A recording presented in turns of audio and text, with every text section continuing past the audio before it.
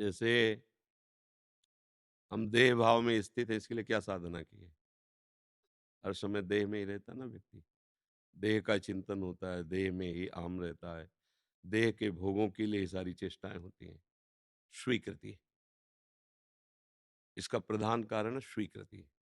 हम जैसे देह भाव को स्वीकार किया है, तो हमारी दुर्गति होती जा रही है। अगर हम भगवत भाव को स्वीकार कर लें, तो हमारी तन्मयता प्रभु की तरफ होने लगेगी। गुरुदेव के चरणों का आश्रय लेकर उनके बताए हुए मंत्र और नाम में महत्व कर लिया, और महत्व करके बार बार बार बार उसका हम स्मरण कर रहे हैं, राधा राधा राधा राधा। और स्वीकृति ये कि मैं शरीर नहीं हूँ, कोई मेरा संबंधी नहीं है, मैं प्रभु का हूँ और प्रभु मेरे हैं। जैसे मीरा जी की स्वीकृति, मेरे तो गिरधर गोपाल दूसरो न कोई। जब तक दूसरो कोई है, तब तक मंत्राकार वृत्ति या भगवदाकार वृत्ति नहीं होती। जब ये बात आ जाती है, जैसे गोस्वामी जी कह रहे हैं, एक भरोसो एक बल एक आश विश्वास एक मात्र प्रभु से भगवदाकार। आपका मन भगवत स्वरूप, बुद्धि भगवत स्वरूप, चित्त भगवत स्वरूप, अहंकार भगवत स्वरूप, तब भगवदाकार। इसके लिए दीर्घ काल तक निरंतर सत्कार पूर्वक गुरु प्रदत्त नाम मंत्र उसका जप करते रहो, और संबंध शरीर से मेरा कोई नहीं है, ये बात स्वीकार करो। अभी स्वीकृति देह की है ना, मैं, मेरी पत्नी, मेरा पुत्र, मेरा परिवार, यही मोह संबंध है। और ये स्वीकृति कि मैं प्रभु का हूँ, ये है। इसमें लगाव जोरे की बात नहीं है।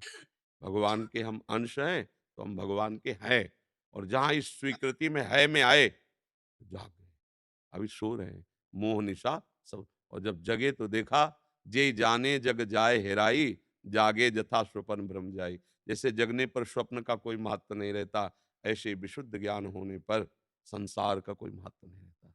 एकमात्र प्रभु ही प्रभु रहे। तो बाहर प्रभु, भीतर प्रभु, बताया नहीं, मन बुद्धि चित्त हम सब प्रभु। अब हुआ भगवदाकार। आंख खोलता है तो ना व्यक्ति है, ना वस्तु है, ना स्थान है, प्रभु दिखाई देते हैं। आंख मूंदता है तो न मन है, न बुद्धि, न चित्त, न हम, केवल प्रभु अब इसे भगवदाकार कहते हैं। और जिस मंत्र को गुरु जी ने दिया, उसी मंत्र को बार बार हम ध्यान के द्वारा देख रहे हैं, लिखा हुआ, और अंदर की श्रवणेन्द्रिय के द्वारा सुन रहे हैं, और मन के द्वारा एक एक अक्षर का निरीक्षण कर रहे हैं। अब इतना डूब जाए कि मैं निरीक्षण कर रहा हूं ये भी भूल गया, उसे कहते हैं मंत्राकार वृत्ति। अब वो निरंतर चलता है, राउंड, जैसे खोपड़ी में नहीं, मंत्र मंत्र घूमता, एक नशा चढ़ता है।